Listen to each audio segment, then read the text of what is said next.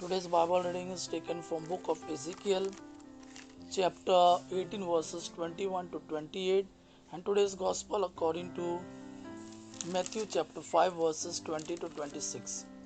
Book of Ezekiel chapter 18 verses 21 to 28.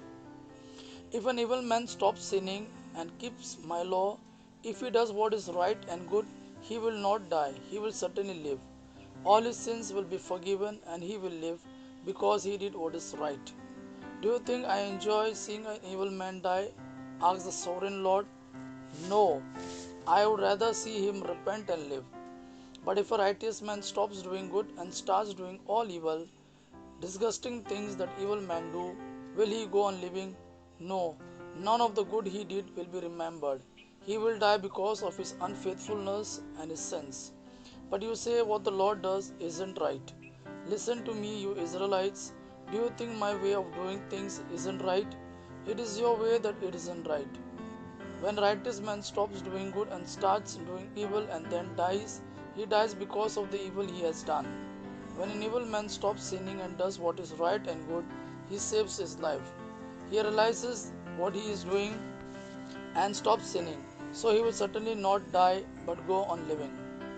And you Israel, today's gospel according to Matthew chapter 5 verses 20 to 26.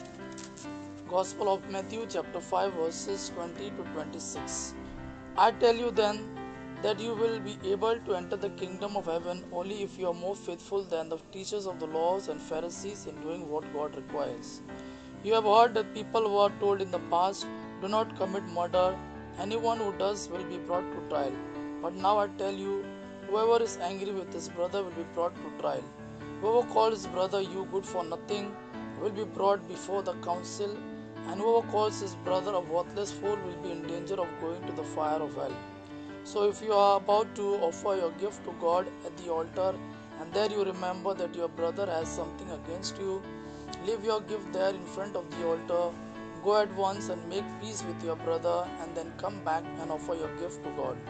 If someone brings a lawsuit against you and takes you to court, settle the dispute between him while there is time, because you get to court before you go to court.